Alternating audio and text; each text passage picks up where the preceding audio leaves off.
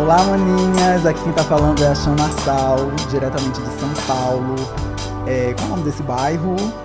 Vila Clementino. Vila Clementino de São Paulo. Menina, tá um frio danado aqui, viu?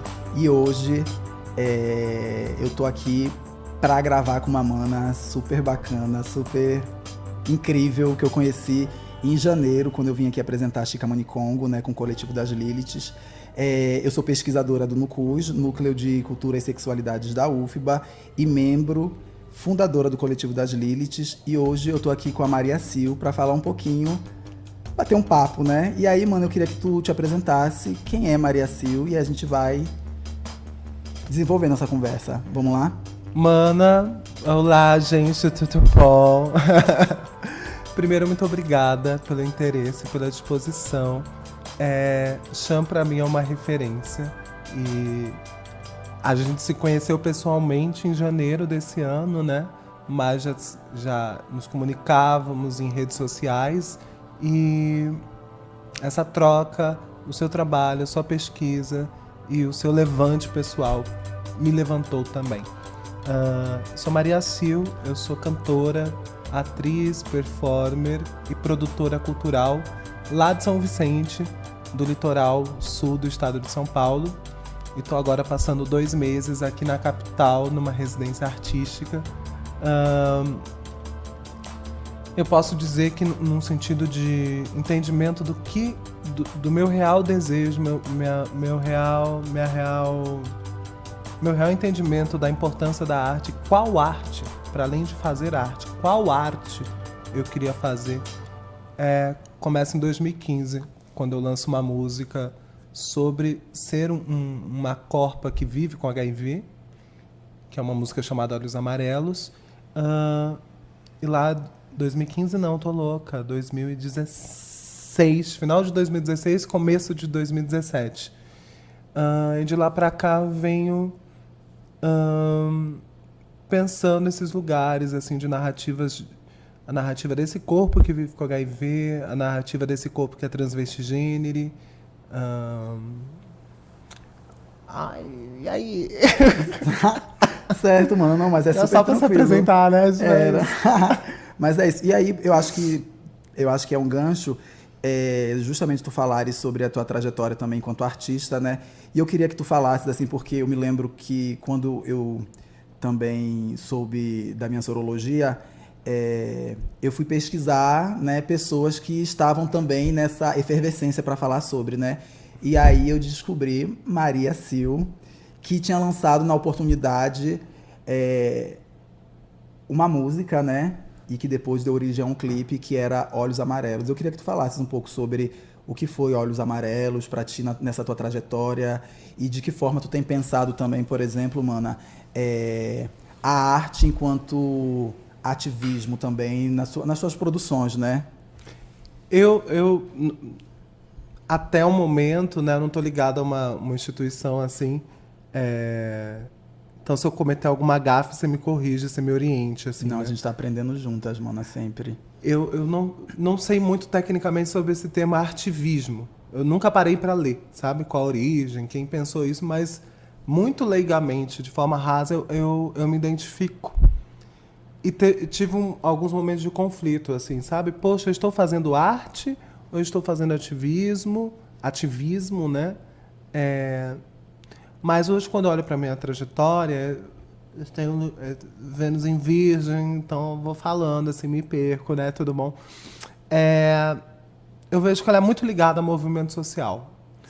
Porque Olhos Amarelos, assim, eu sempre tive o desejo de trabalhar com música, fazia muitas letras, poesias, que minha mãe é uma poeta não publicada, uma poeta engavetada, como talvez sejam muitas mulheres como ela, que têm origem periféricas, que não são brancas, enfim. Mas ela é uma poeta. E ela me estimulou muito na escrita. E então eu sempre escrevi, mas sem muita pretensão. Eram coisas guardadas pra mim, assim. E aí eu recebi meu diagnóstico reagente ao HIV no final de 2015. E nessa época eu fazia parte de um grupo de teatro. E nós estávamos em ensaio constante, às vezes 6, 7 horas de ensaio, numa sala sem ar-condicionado, sem... E o verão daquele ano em Santos tinha sido muito quente, era um verão horroroso, terrível. E logo que eu recebi o diagnóstico, eu acabei contando para o diretor, né, desse grupo. E só ele sabia, assim. Nos primeiros meses, a minha mãe, e uma amiga. E um belo dia, ele, como muitos diretores, que é uma coisa que aos poucos vem mudando, mas ainda acho que é pouco denunciada, assim. As relações de abuso e de relação abusiva profissional no teatro. Assim. Com certeza, mano. Foi horrível. Foram 1 ano e meio de uma experiência muito péssima, assim, mas muito, pelo menos há 3, 4 anos atrás, muito legitimada e normatizada, assim. E aí, 6 horas de ensaio, eu tomando efavirense, suava. Nos primeiros 3 meses eu tive 3 infecções intestinais, umas 3 desidratação, ia parar em pronto atendimento, tomando soro ou antibiótico por causa de infecção intestinal. Enfim, não foi fácil. Os 3 primeiros meses para mim foram muito pesados, assim, de adequação. E aí, num belo dia, eu falei, olha, cara, eu não consigo mais ensaiar. Eu posso aqui ficar dando minha deixa, dando minha fala, mas sentada, né? Essa frescura. Eu levantei, ó, brother, na boa, tô indo embora daqui, assim, não dá. Fui embora. Nisso, uma mana me liga. 1h30 depois, chorando, falando que precisava muito ir na minha casa. Uma grande amiga que fazia parte desse grupo. Ela vai na minha casa e conta que ele revelou minha sorologia pro grupo. Um grupo de 10 pessoas. Ah, isso é uma frescura. Tenho vários amigos que vivem com HIV e não tem essa frescura. Só porque vive com HIV. E aí isso foi num domingo. O nosso próximo ensaio era numa quinta. Apenas ele e a minha mãe sabiam, e uma amiga. Eu falei, putz, nem tinha muito conhecimento da lei de revelação, apesar que é uma lei meio questionável, assim, né? Porque ela exige a maldade, né? Sem comprovar que foi por maldade, que é muito subjetivo. E aí, desse domingo para essa quinta-feira, que foi o ensaio seguinte, eu criei a letra de Olhos Amarelos. Foi exercitando para mim, contando para mim que tudo bem, que eu ia entrar na sala de teatro de cabeça em pé e iria falar o que eu tinha de falar ali e que aquilo não iria me diminuir, assim. Sim. Aí nisso surgiu a letra. Essencialmente a letra. Temos uma participação especial. Temos uma participação especial. E é muito louco, porque assim, eu acho que esse podcast do Nucus, eu acho que ele é o mais excêntrico, porque até o momento a gente tinha gravado em lugares muito fechados, sem muito ruído, mas é isso mesmo, é a vida. A vida é cheia de ruído também, né, mana? É cheia de oiê a vida. A vida chega, te dá um oi aqui, te dá um oi ali, às vezes dá um tchau. Não é? E aí, com a letra em mãos, bicha, parece uma coisa, assim, na mesma semana, aí fui lá, falei o que eu tinha que falar, e saí com meu peito erguido, assim, meu nariz bem... Por que Olhos Amarelos, assim, né? Eu acho que é importante até para quem não acompanhou, né? Eu acho que é importante falar. Por que Olhos Amarelos? Por que Olhos Amarelos? Porque, menina, sabe que eu esqueci o nome técnico? Eu não sei o nome. Putz, esqueci o nome. É um possível efeito colateral de alguns antirretrovirais amarelar os olhos, assim. Os olhos ficam amarelados ou até a cor da pele, dependendo, assim. E aí isso foi um baque pra mim na época. Eu falei, pô, isso vai ficar codificado na minha íris, assim, né? Digamos, assim, né? E aí, por isso,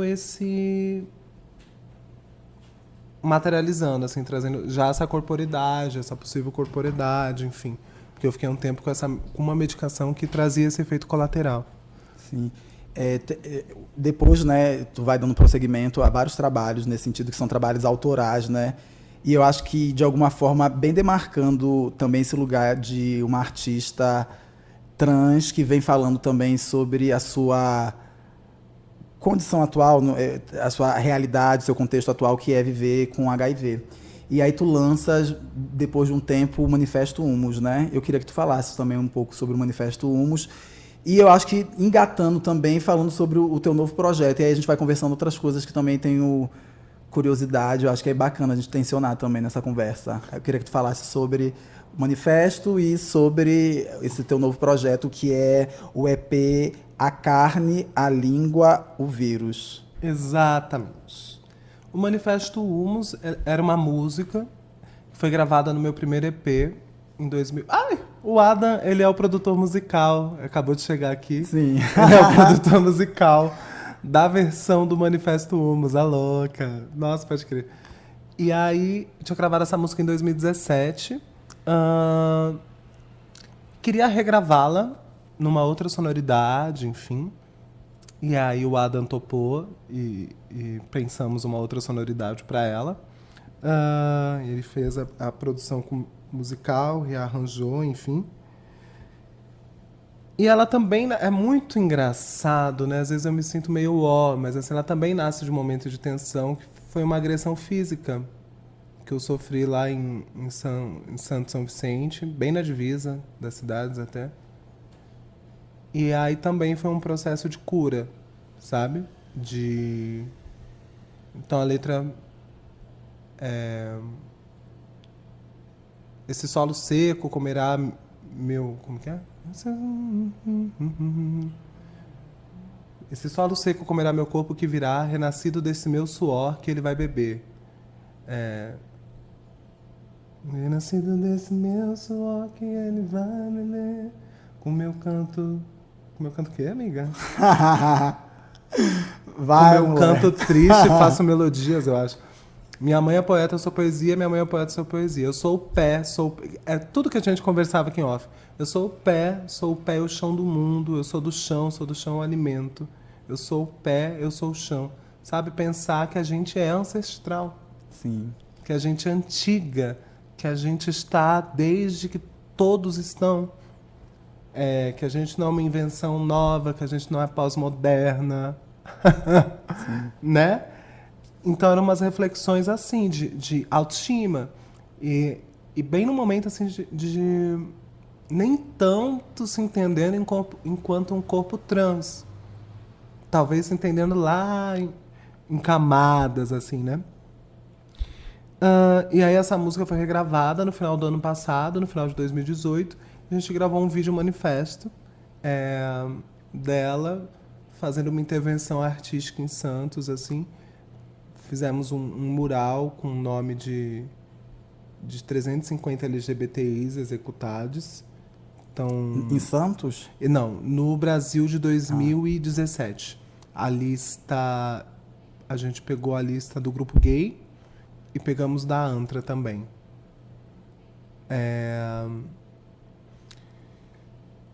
E aí era sobre isso, assim, pensar a ancestralidade, mas também não deixar de... Esse código com a morte, sabe? A morte sempre foi um tema que me interessou.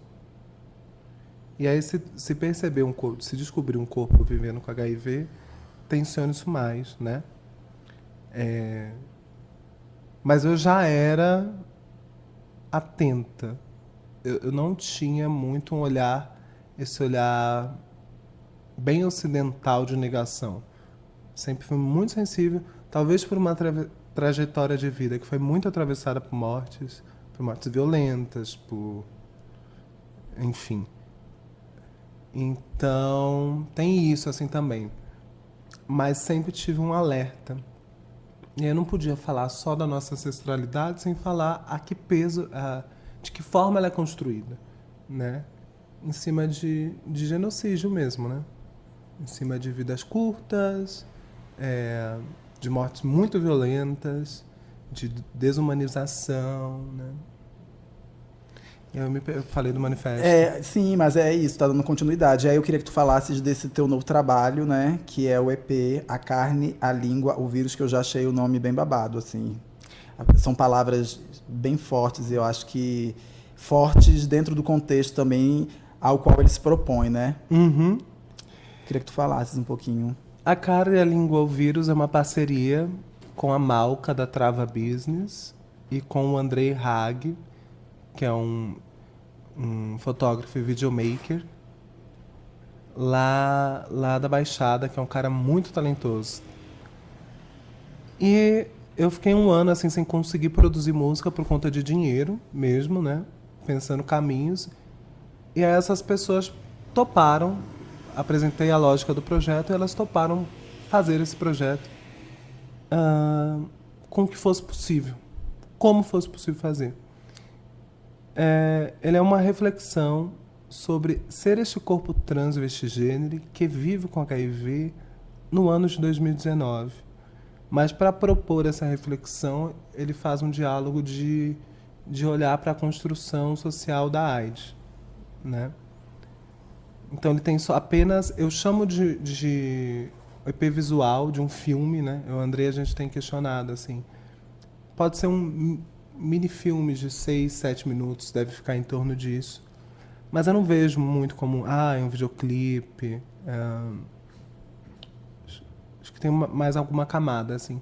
Então são 2 músicas, uma chama Manchetes de Jornal e outra chama Silêncios, que parece meio oposição, assim, né? A Manchetes, são só manchetes mesmo, de que foram construindo na grande mídia e não só a narrativa da AIDS.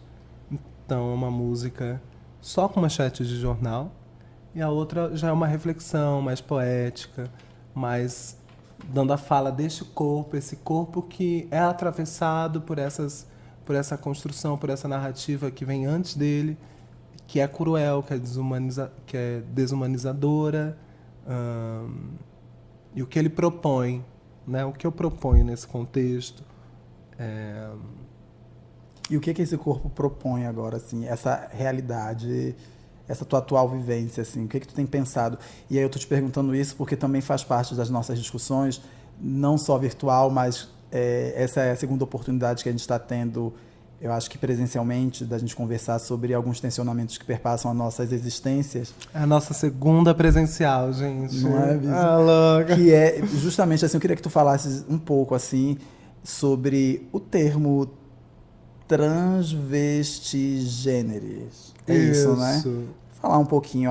Eu acho que inclusive esse termo é um termo assim que a primeira pessoa que eu escutei falar foi tu, quando tu postaste alguma coisa no Facebook. E aí eu fiquei pensando sobre esse termo. Eu queria que tu falasse um pouquinho pra gente assim sobre. A primeira pessoa que eu vi postar foi Érica Malunguinho.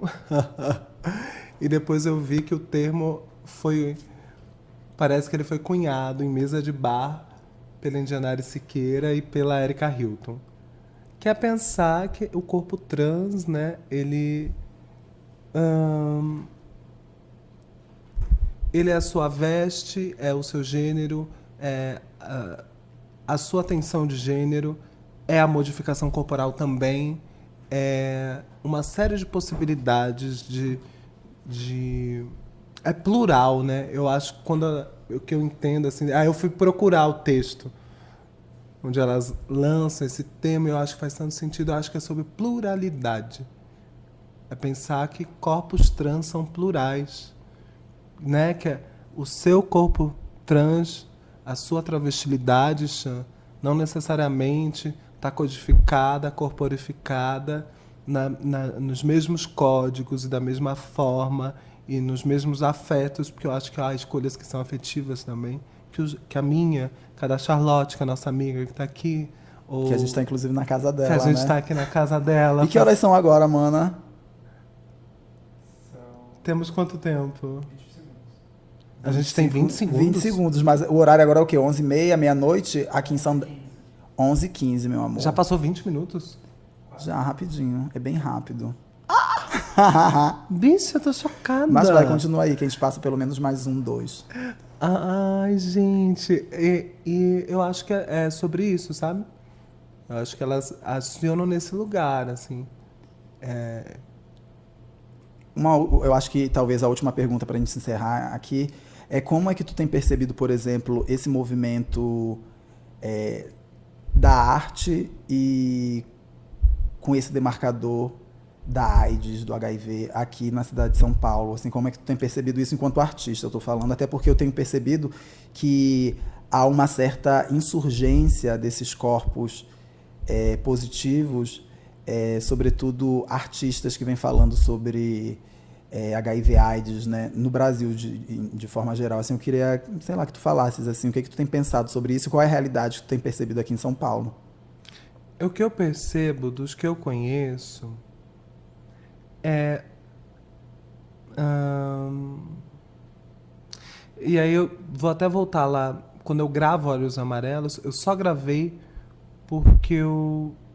Bem na época que revelaram minha sorologia, eu me inscrevi para um curso da Rede de Jovens São Paulo Positivo, que é uma rede antiguíssima. Uma das fundadoras é a Micaela Cirino. Ahn, E aí eles fizeram um curso, a Aline Ferreira, Carlos, Aran, Car- Carlos Henrique de Oliveira, e outras manas que estavam à frente da rede na época, fizeram um curso de ativismo para jovens lideranças. E lá eu fui com a letra de Olhos Amarelos, eu sou uma pessoa muito tímida, muito fechada, e eu voltei do encontro muito preenchida, que os debates aqui em São Paulo estavam em outro nível, assim, isso é 2016. Aí eu voltei para São Vicente e falei, eu vou gravar essa letra, eu quero gravar. Então eu vejo que a minha trajetória, aí conforme eu vou conhecendo outras artistas que estão falando sobre a corporeidades positivas, é oriunda de um movimento social. Em algum momento passou, em algum momento esteve, em algum momento foi ou, ou acolhido ou politizado por espaço de movimento, assim. É, então acho que não tem como. Antes eu ficava assim, eu quero ser uma artista, eu não quero ser uma ativista. Eu quero ser reconhecida pela minha arte. Mas de fato ela nasce de um ativismo político. Hoje em dia eu acho que a insurgência ela é natural, um corpo vai levantando o outro, né? E eu tenho pensado também, mana, que cada vez mais eu acho que a gente é educada também, inclusive dentro da própria arte, de que arte e vida elas são coisas separadas, né? E eu acho que quando a gente fala de ativismo ou de artivismo, a gente está falando que a arte ela não é só e apenas entretenimento, ela é uma ação política e ela tem uma potência de reinventar os corpos, de reinventar a sociedade, reinventar, enfim, o teu entorno e narrativas, né? Isso. Eu acho que ela é um espaço de construção e de disputa. Eu também vejo essa efervesção num lugar de assim. Ainda é muito limitado o que fala sobre HIV/AIDS historicamente. Eu tenho exercitado, Chan, eu ia te falar isso.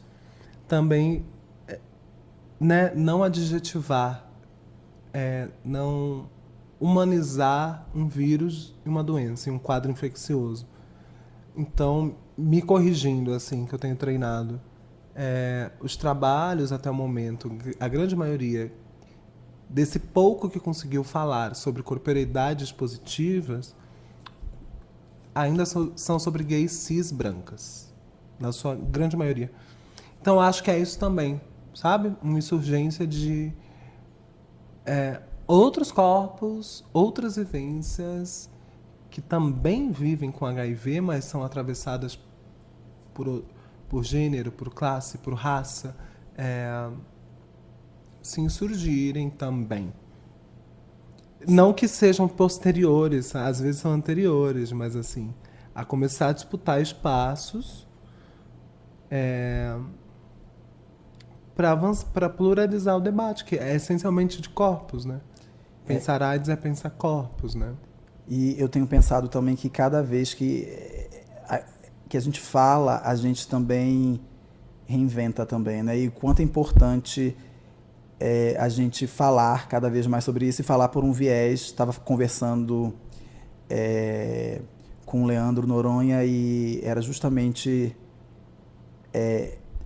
esse diálogo, né, de que a maioria das pessoas que falaram ou escreveram sobre HIV e AIDS eram pessoas que estavam em outras áreas do saber, né, que não a arte. Então, por isso eu acho que é muito importante esse movimento, que eu acho que está com todo o vapor aí. Mano, a gente já está encerrando aqui, eu queria que tu falasses algumas coisas, sei lá, se tu tens vontade de falar agora, finalizar com alguma coisa, com uma poesia, com, sei lá, sinta-se à vontade.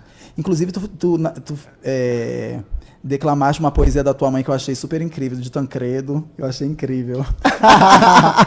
Eu tô aqui falando, chat, abre meu Insta pra mim, por favor. Mana, muito obrigada. Só quero agradecer, porque só lembrar que o EP A Carne, a Língua, o Vírus, ele foi feito através de uma arrecadação colaborativa. Teve 57 colaboradores, inclusive Ramon querido, obrigado. Obrigado. Ó, Ramon. E ele professor universitário. Professor universitário. Ele só foi possível por causa dessas 57 pessoas. Agora eu tô fazendo uma residência em São Paulo. Por causa dessas 57 pessoas, eu acho que a gente falar de arte, de ativismo, também é falar disso. Sabe? Existiram 57 pessoas que minimamente financiaram isso. E tornaram isso minimamente possível. Num contexto de queda de recurso, queda de investimento da cultura, fim do Ministério fim do Departamento de HIV, AIDS, hepatites virais, enfim. Então, só queria agradecer essas pessoas. E eu esqueci qual foi a pergunta. Não, era exatamente... Era só para finalizar, né? Para finalizar. Então, eu quero finalizar lendo uma poesia da Vani dos Santos, que é uma poeta de 67 anos, que vai lançar, se tudo der certo, seu primeiro livro no ano que vem. Tem 12 anos de produção poética e, por um acaso, é minha mãe. Pobreza. Quando Tancredo fala da pobreza, acho que ele não sabe o que a pobreza faz na alma. Acho que os políticos não sabem o que significa ser o povo. Ser povo na alma. Quem vai pagar o que me deixou estreita demais? Eu caibo num cantinho e ainda me encolho. Sobra tanto espaço, sobra tanto mundo, e eu aqui pequena. Eu acho que o nosso trabalho, meu amor, é sobre isso. Sobre desapequenar. Arrasou, mano. Eu te agradeço também. É lindo esse encontro, de verdade, mano. Eu te agradeço. E saiba que eu aprendo muito também com vocês. De verdade. Reverbera lá. E é por isso também que eu vim pra cá. Sim. E a gente encerra mais um Nucus Pod. Diretamente de São Paulo. Nesse frio danado. E a gente se encontra até uma próxima. Beijinhos. Beijo, gente.